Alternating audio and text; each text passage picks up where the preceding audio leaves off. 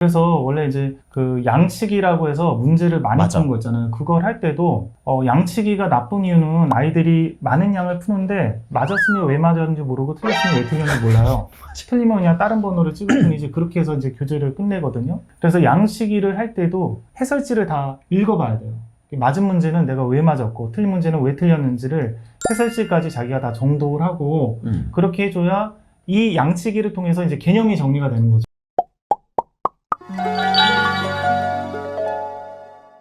안녕하세요, 대치동 캐슬입니다. 오늘 제 옆에는요, 저번에도 한번 뵈셨지만 좋아서 또 모시게 된 류승재 선생님입니다. 간단히 자기소개를 부탁드립니다. 안녕하세요. 수학 관련해서 글을 쓰고 있고요. 그리고 26년째 학생들에게 수학을 가르치고 있는 유승재입니다. 반갑습니다. 그렇습니다. 물론 다 알고 계실 분이라고 생각은 합니다. 실은 류승재 선생님께서 이번에 새로운 책을 내셨고 그 인사차 이렇게 또 뵙게 되었는데요. 예. 그 책 내용은 이제 학생들이 어떻게 하면 수학 공부를 잘할까에 대한 내용이에요. 그러면 이제 26년이나 학생들을 가르치셨잖아요. 그럴 때 느껴지는 가장 큰 안타까움이 뭔가요? 일단은 이제 학생들이 네. 열심히 하지 않죠. 너무 팩폭이긴 하다. 예. 그렇죠? 근데 그거를 제가 이렇게 지켜봤는데 네.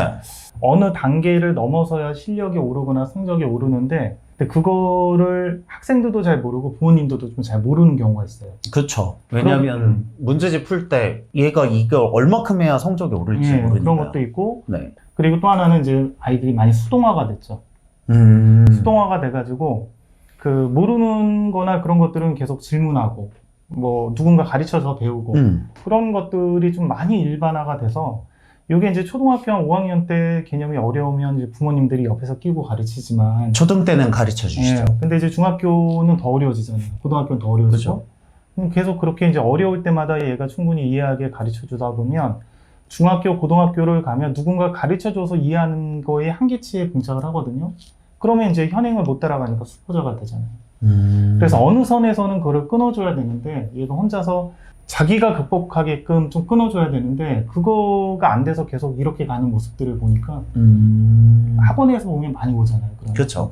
네, 예전에는 이제 제가 학원을 좀 크게 하고 그럴 때는 선생님들한테 맡겼는데 요새는 책도 쓰고 그러다 보니까 못하는 학생들도 많이 가르치면서 노하우, 이 학생들 어떻게 올릴까 그런 것들도 제가 느껴봐야 되고 좀 저학년들도 좀 가르쳐보고 그렇게 해야 이제 전체적으로 계속 좋은 방향성을 말할 수 있어서 제가 수학이 많이 약한 학생들도 가르치고 그렇게 해보면 안타까운 점들이 이렇게 많이 있습니다. 실은 잘하는 학생들은 더 잘해야 되고 못하는 학생들도 잘할 수 있도록 도와줘야 되는데 그러면 우리가 그럼 수학 공부를 할 때 꼭 알아야 되는 중요한 원리들이 있을까요?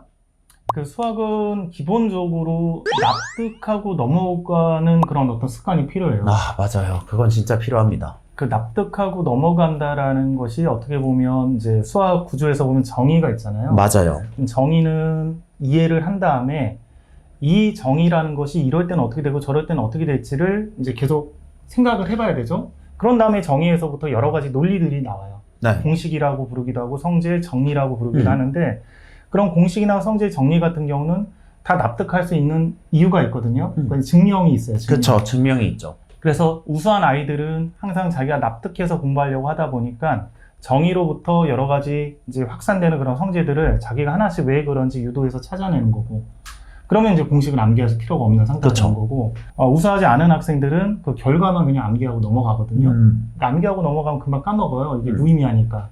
변형되면 어떡할지도 모르니까. 그래서 어렸을 때부터 좀 납득하면서 넘어가는 습관을 만들어주는 게 굉장히 중요하다. 제가 초등 연산에 대해서 약간 부정적으로 많이 얘기하는 것들 중에 하나가 그런 쪽도 있어요. 그래서 미리 연산을 결과만 가지고 배웠기 때문에 학교 가면 다 아니까 학교 선생님들이 그런 이유를 설명해줘도 안 듣고 그러니까 그게 습관이 돼서 중학교, 고등학교로 올라오다 보니까 중고등학교도 뭔가 공식이 있으면 그냥 공식을 보고 그냥 그런가 보다 하고 적용해서 그냥 따라서 이렇게 푸는 형태로 공부를 하지 왜 그런지 모르고 계속 공부하는 게 습관이 되다 보니까 그게 영원히 못하는 것 같아요, 수학은. 저는 여기가 이제 좀 제도적인 부분에 문제가 있다고 생각을 하는 부분은 뭐냐면 첫 번째로는 학생들 입장에서는 이게 이해를 하려면 되게 많은 에너지가 들잖아요. 그렇죠.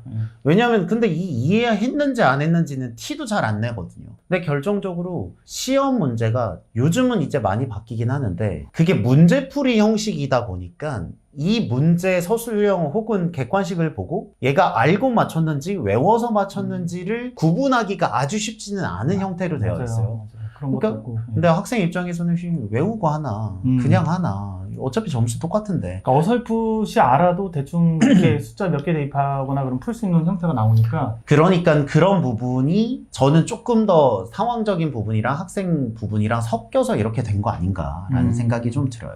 그래서 원래 이제 그 양치기라고 해서 문제를 많이 맞아. 푸는 거 있잖아요. 그걸 할 때도 양치기가 나쁜 이유는 아이들이 많은 양을 푸는데 맞았으면 왜 맞았는지 모르고 틀렸으면 왜 틀렸는지 몰라요. 틀리면 그냥 다른 번호를 찍을 뿐이지 그렇게 해서 이제 교재를 끝내거든요. 그래서 양치기를 할 때도 해설지를 다 읽어봐야 돼요.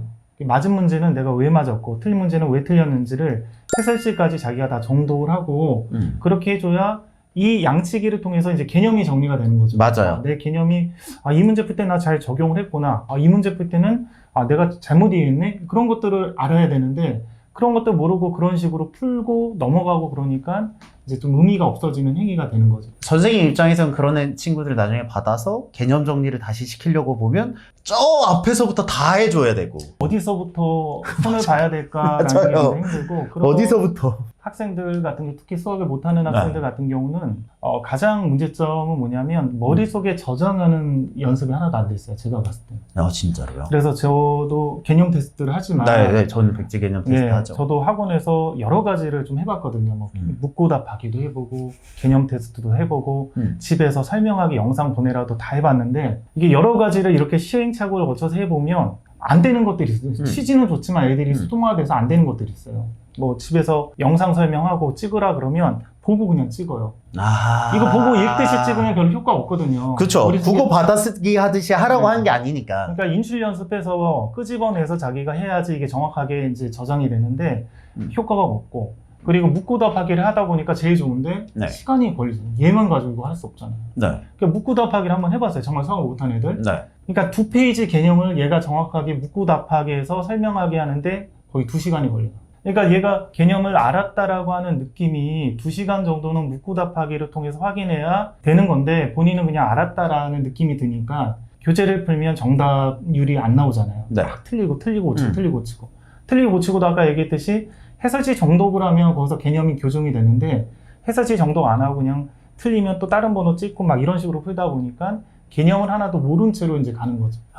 이게 생각보다 총체적인 문제인 건데. 그러니까 연습 자체를 그렇게 아이들이 안 했기 때문에 예를 들면 이제 부모님들이 그런 질문 많이 하거든. 혼공을 하는데 왜 우리 아이는 시험 보면 점수가 안 나오고 왜 속도가 느릴까요? 그 이유가 뭐냐면 혼공을 할 때도 아이들이 보면 이런 거는 괜찮아요. 어떤 건 괜찮냐면 아이들이 보통 어떻게 하냐면 혼공하는 애들은 자기 주도적인 건 있어서 문제를 풀다 막히면 개념을 복습해요. 그런 자발성은 있죠. 개념 복습해서 이렇게 해서 이렇게 되는구나 해서 이렇게 풀거든요. 그래서 이제 교재를 끝내요. 근데 저장을 안 시켜요. 홍보하는 애들이. 그러니까 그렇게 해서 저장을 머릿속에 해줘야 되는데 머릿속에 저장을 안 하고 이제 읽고 자기가 이해해서 풀 정도는 되다 보니까 문제가 막히면 걔네들은 보통 앞에 내용이나 그런 거를 공부하면서 복습을 하고 풀고 복습을 하고 풀어요.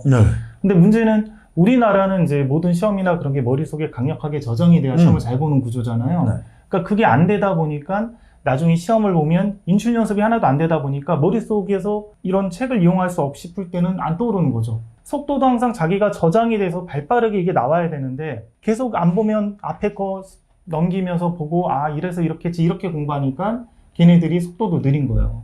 좀 더 극복을 해서 의식적으로 저장을 해서 이제 공부하는 아이들도 있지만 이제 공부하는 방법이나 그런 거를 잘 모르다 보니까 그게 저장이 안 된 채로 공부하는 애들이 의외로 많아요. 제가 보면. 그래서 가끔 보면 이런 혼공하다가 중학교 1학년 1학기 때 망가지는 애들이 있거든요. 1학년 1학기 때 이제 언어를 배우잖아요. 수학의 문자식. 그러면 좀 일반화된 어떤 문자식을 배우면서 새로운 규칙들을 순식간에 이제 암기를 해야 되는데 이해를 했으면 얘네들은 그냥 이해하고 그 교재에 있는 거 만약에 까먹으면 교재에 있는 거 보고 푸는 습관이 되다 보니까 거기서 계속 연산들이 안 되는 거예요. 근데 얘네들이 그 규칙을 못 외우는 거군요. 그렇죠. 그러니까 그거를 암기해서 공부하는 습관이 한 번도 안 되다 보니까 근데 얘네들이 이제 그 단계만 넘어가서 방정식 뭐 활용, 함수 활용하면 또 잘해요. 왜냐하면 그 정도는 이해할 수 있는 능력들이 있고 거기는 공식들이 많지는 않잖아요. 네. 암기할 것들. 그러다 보니까 거기는 또 잘해요. 그래서 제가 얘네들이 홍콩했는데도 연산에서 이렇게 무너지는 애들이 있구나. 근데 걔네들 보니까 거의 개념 테스트 같은 거 보면 되게 못해요. 뭐 미국 같은 경우는 제가 옛날에 이제 미국에 유학 간 애들도 가끔 방학 때 오면 가르쳐 봤는데 걔도 안 해오더라고요. 너 왜 안 해오냐고 그랬더니 우리 미국 다 오픈북이래요, 시험이. 네. 계산도 다 이거 하니까 적분 공식 안 해도 돼요, 선생님. 이거 다 계산기로 해요. 아, 그렇구나. 시험 볼 때도 다 그럼 공식 책 보고 하는 거? 그거 보고 다 해요. 그런다고 그러더라고요, 고등학생이. 네. 그럼 만약에 이제 그런 구조의 시험이면 그런 애들이 잘하겠죠. 굳이 암기하자. 근데 그렇죠. 우리나라는 그러지 않다 보니까 그러니까 마치 이제 이런 느낌을 요걸로 보면 돼요. 백종원 씨 제가 네. 요리 좋아해서 많이 보는데 저도. 예를 들면 육회가 있으면 막 설명하잖아요. 네.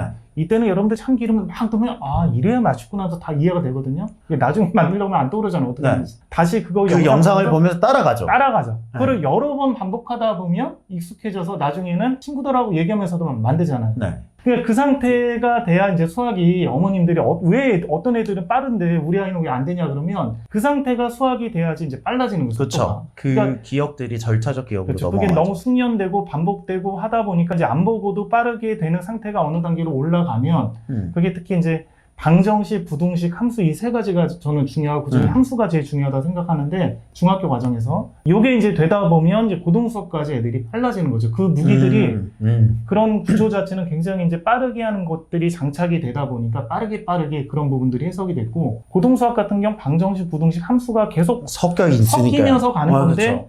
하나하나가 거의 절차적 기억 수준으로 빠르게 인출이 되고 나오는 상태가 되면 이 융합된 것들을 잘할 수 있을 거잖아요. 근데 혼자 공부하면 그 절차적 기억으로 만들어서 몸에 체득하는 연습이 덜 되어 있는 경우들이 그렇죠. 있기 때문에 의식적으로 그걸 안 해도 그냥 책에 앞에 거 보면 보고 하면 되지. 그건 진짜 이해하면 되지. 몰랐네요. 그러니까 마치 이제 유튜브 봐서 그런 거랑 똑같잖아요. 우리가 휴대폰이 있으면 암기하지 않잖아요. 그쵸. 어차피 안 되면 유튜브 또 다시 보면서 요리 만들면 되지. 이 생각이 암기 안 하잖아요. 그렇죠. 내비게이션 있어서 길 암기 안 하잖아요. 그렇죠. 똑같은 그런 거죠.